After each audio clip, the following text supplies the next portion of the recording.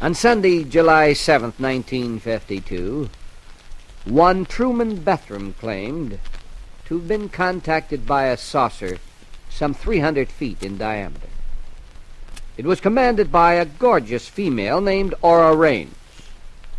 Then on November 20th of that year, amateur astronomer George Adamski saw a saucer land, and he met the pilot of Venusian.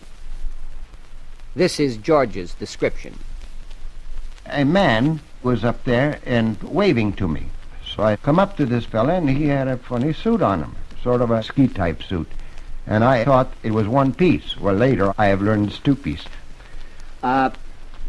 George Adamski, I wonder if you could describe this man in detail to us. Yeah, a man about 5'7" to 8 inches, and I would say around 135 pounds of quite delicate hands, tapered fingers, and beautiful, very sharp eyes. Looked like they looked right through you.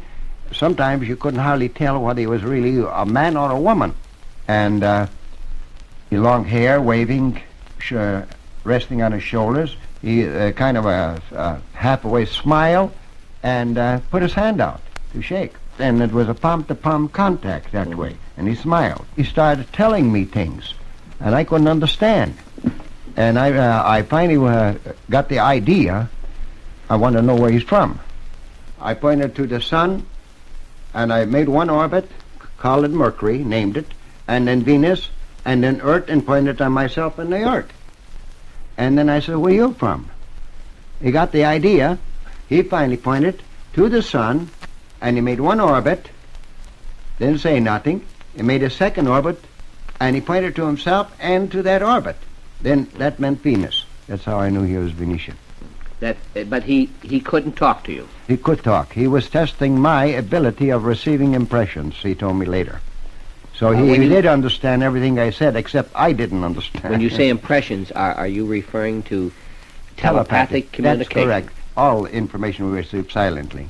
George, if you were a little doubtful, did he tell you that he was a man? He did, but even then I was a little bit doubtful. But you know, when nature calls, and that way.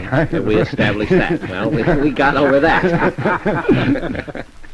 While we were standing there talking, trying to get some understanding between us, I saw a flash of lights go out, and I wonder where that come from, just like a mirror would do reflected, you know.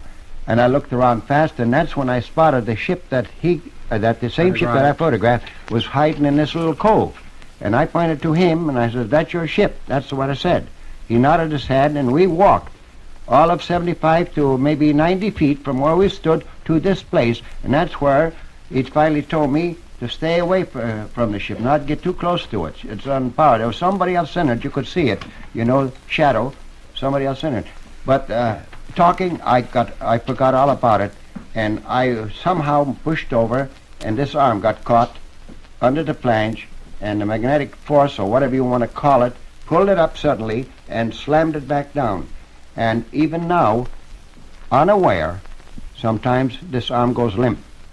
He finally went in the ship, went up this hill, see, and went up on the flange there, and there was a door in there, and he went in there, and the way she took off, she went towards his mothership that I mentioned first.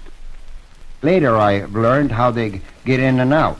They have hatches at the bottom, or they come out through the side, which is certain, what appear to be portholes, certain openings there. They can come right out of the side or out of the bottom. They usually return on the top, like a flat top, like a carrier, and then slide in down the chute.